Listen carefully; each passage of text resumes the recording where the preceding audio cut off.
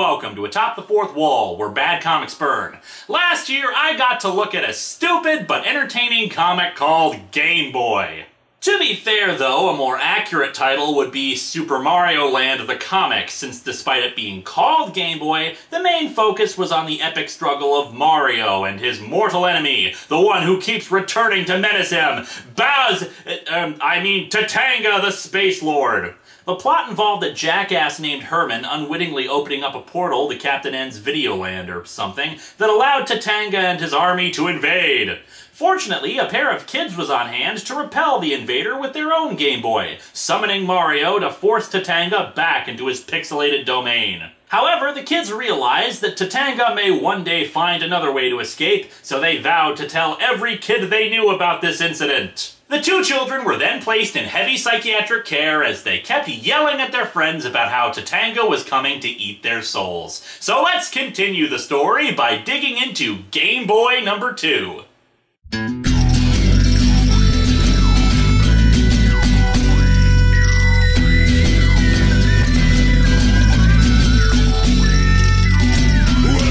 to Atop the Fourth Wall, where bad comics burn. Linkara's gonna teach you all a lesson you won't learn. Brodsky, you're not the smartest. Life out, you're not an artist. Anyone who's had a bad comic published, it could be your turn. Linkara, he's a man punch, wears a birdie hat. Linkara, he has a magic gun. Where'd he purchase that? Linkara, coins, robots, Amazons and trucks. Linkara, this comic sucks. Linkara.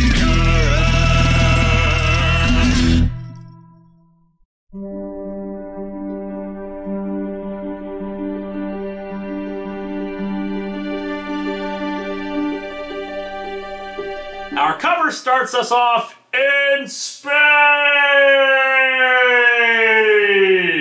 We see a spacesuit attached to a shuttle with Mario floating around inside the helmet. The beta version of Mario Galaxy was weird. This is actually a pretty decent cover, since I honestly want to know what the hell the deal is with this. We open at an airport where a stewardess is talking to a mother and her daughters, one of whom is playing on a Game Boy. A chick who plays video games? This comic is just unrealistic. The family is traveling to Florida to see the kid's grandmother, with the littlest girl being obsessed with spaceflight, or rather, it's only the littlest girl, Tanis, who is going. The stewardess offers Tanis the chance to go onto the plane early and check out the cockpit. Ah, 1991, a more innocent and trusting time, especially with mothers who let their 11-year-old kids go with a stranger and on their own on a flight. That's so exciting! Isn't this exciting, Rebecca? Isn't it exciting that you don't get to see the cockpit of the plane?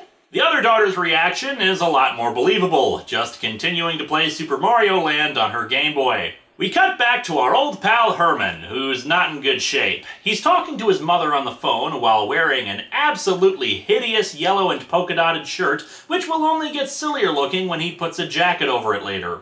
His mother wonders why he hasn't talked to her in 2 weeks. Isn't that how it always is with parents? And he explains that he's been in the apartment the whole time. Herman, I know something's wrong. There's nothing you can't tell your mother, sweetheart. Was it the veterans asking for quarters, dear? I know they send you into a mad rage. All right, Mama, but just hear me out, okay? I mean, it's all so strange. Oh, it's not that strange, dear. It happens to every boy when they grow up. I got a Game Boy, Ma. It's one of those little video games, and there's a little man inside of it named Tatanga, and he needs my help to get out. Okay, I know I used this joke already in the last Game Boy review, but I think it bears repeating here. My poor insane son. Herman says that Tatanga is doing something weird to him. He told me to burn things. His mother tells him that he sounds crazy and that he should get rid of the Game Boy and come back home to her. This was just the clue stick Herman needed to be hit with, so he decides to get rid of the Game Boy. He gives it to two kids who were annoying him earlier, which surprises me since I just assume he'd smash it as give it away. Herman is kind of an inconsistent character in this book, alternating between jackass and decent. I'm not sure if that makes him a well-rounded character or just poorly written. Still, it seems to work as he starts feeling better, but then is attacked by purple energy bubbles around his head and proceeds towards an electronics store. Fortunately for him, there's a brick nearby that he uses to smash the display and steal a Game Boy. Some cops try to stop him, but he manages to knock them out. Is that Herman? Herman Smirch? The Herman Smirch? Dude, we gotta get his autograph! I guess that Game Boy he stole just happened to have a Super Mario Land cartridge inside of it, since Herman manages to open the portal again, and Tatanga's army comes bursting out of the thing. Lord Tatanga wishes to conquer another world in this dimension. Another world? Dude, you screwed the pooch the first time. You need to have actually conquered one thing before you can say you want another. Why me? Why is this happening to me? How could this happen to me? I made my mistakes. And like the last time, Tatanga is accompanied by the captive Daisy. Unchain me. Free me. You know I'll never consent to marry you, so free me, or... You will feel better once you've had a vacation. The giant will lead us to a suitable world. I will conquer it. Then you will have fun. This will make you happier. Dude, nobody likes to admit when a relationship isn't working, but you are so damn clueless, it's just annoying. Get the hell over it already and find someone who is turned on by conquerors. Or Daisy, maybe you should make more of an effort to escape here. I know he has loyal forces at his command all around you and he's kind of stupid, but maybe he'll get a clue if you knee him in the groin or something. I'm just saying you could stand to be a little proactive yourself here. Actions speak louder than words. Speak, giant. Where is the best world for a vacation?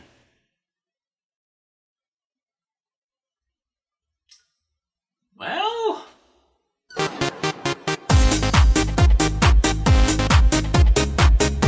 Actually, Herman suggests Disney World and we cut to them toppling a bus. That was the only way to the airport! The vehicle's pilot refused us entry. What does it mean, exact change? Instead, they steal a semi-truck and force Herman to drive them there. They have spaceships and little planes. What the hell do they need another vehicle for? The assembled armada arrives at the airport. I love alliteration. I got you this far, Tatanga, but I can't afford to buy plane tickets to Florida. Field Marshal Pompey, make travel arrangements. Yes, my lord. Hello, Travelocity. I need a flight and hotel package for about 4 dozen bees, some octopi, that Easter Island statue-looking thing. Somehow, they apparently made it past the gate since Tatanga spots an airplane out a window and orders his forces to seize control of it. And what a coinky-dink! This is the same plane where Tanis is playing around in the cockpit. And that's the altimeter? And that's the airspeed indicator? Very good, young lady. Would you like to see where we hang our coats? No, thank you. I'd rather push this button. No. We're all gonna die! She's led back to her seat, but Herman and Tatanga's forces arrive on the plane. They storm the cockpit. What is this? It's, a hijacking. Better do as they say. They can blow this whole plane to smithereens. A dark cloud over the World Trade Towers in the first issue, now hijacking an airplane in this one? This comic is seriously trolling me. Tatanga, in what I'm sure was an intentionally hilarious scene, orders the flight crew to take him to Disney World. Soon after, the plane is in the air. Geez, that must have been a weird message to air traffic control. We're being hijacked by bees, my god. And Tanis says she knows exactly what's going on. Tatanga comes out of a Game Boy. If you know how, you can get Super Mario out too to chase Tatanga away. I know, 'cause some kid at school told my sister, Rebecca. Then they got dragged away kicking and screaming by men in white coats. It was weird. Tatanga, annoyed that it's taking so long to reach Florida, orders his minions to start upgrading the ship while it's in the air. Tatanga's not exactly the greatest intellectual challenge Mario ever faced, was he? Tanis, for no particular reason, blurts out, "The space shuttle goes 5 miles a second." "Kid, do not help the evil Space Lord!" And then, of course, Tatanga orders her to tell them where the space shuttle is. Good one, kid. Sometime later, the plane is literally hovering in the air. It's explained later that Tatanga's Corps of Engineers was able to do that, and they dump off the flight crew, now having assumed control of the plane.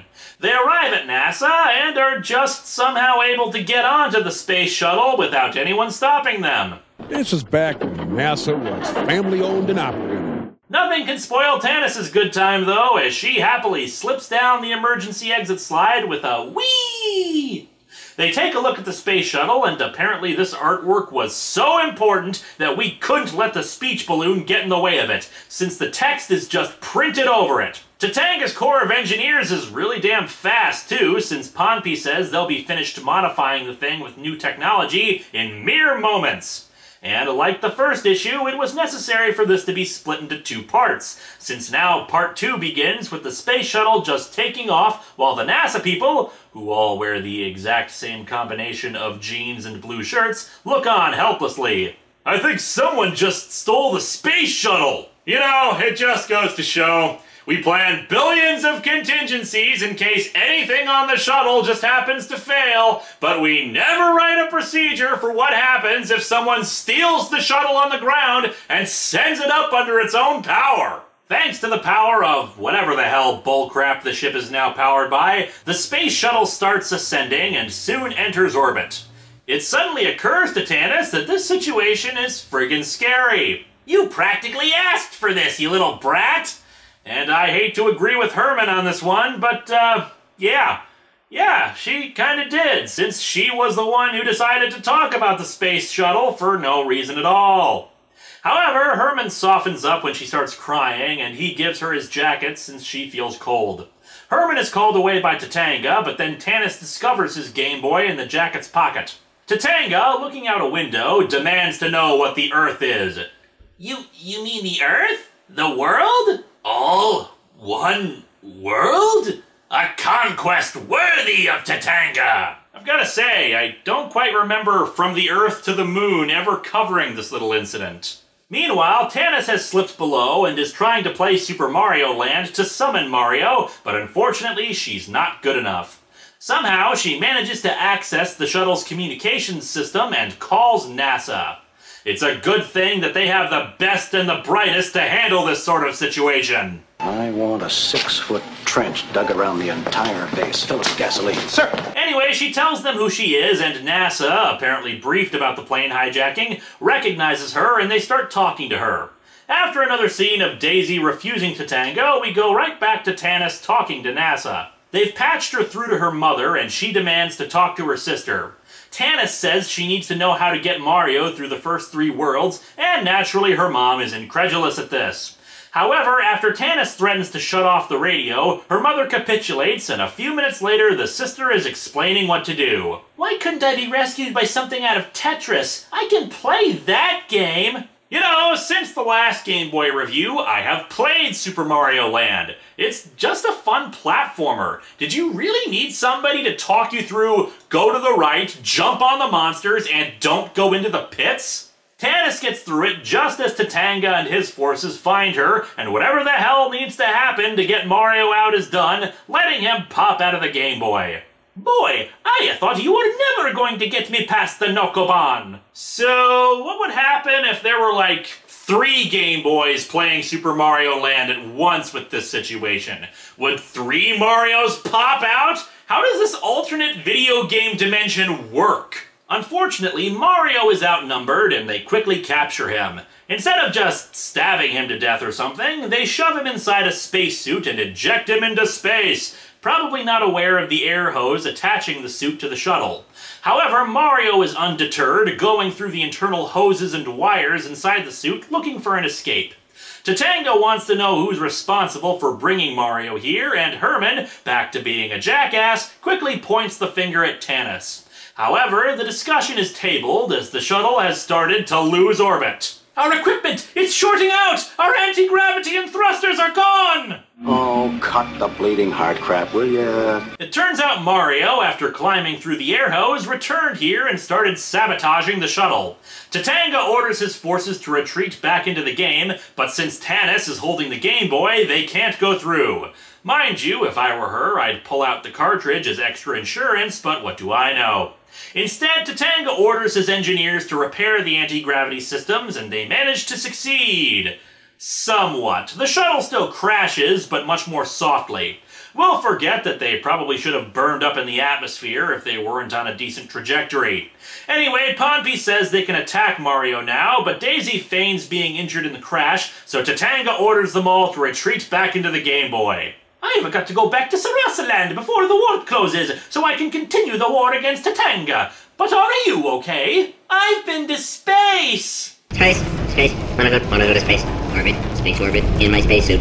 Tanis gives Herman his jacket back and he quickly exits. And so our comic ends with us learning that they in fact crashed into Disneyland, where a much more horrifying fate than being killed in the vacuum of space awaits them.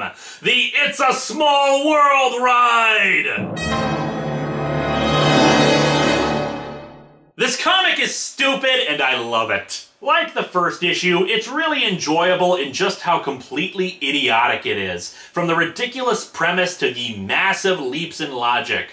If there's one disappointing thing about it, it's that Mario didn't really fight anybody this time. He just floated around and then sabotaged the space shuttle. Speaking of, that shuttle crash probably killed a whole bunch of people. And yet after all of that, I still don't get why the hell this thing is called Game Boy when it's only about Super Mario Land. Go figure.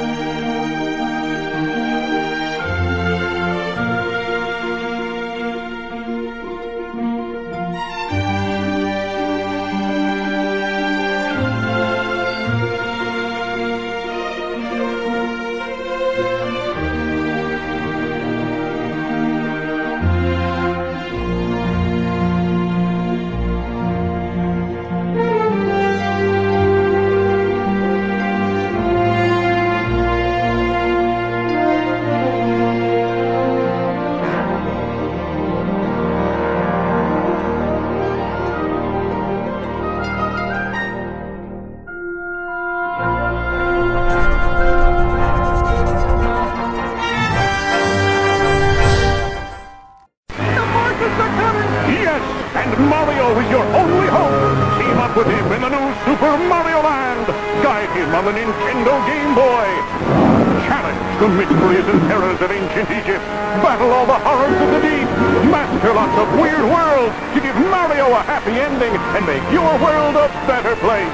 New Super Mario Land and other exciting games for Game Boy. Nintendo. Now you're playing with power. Portable power.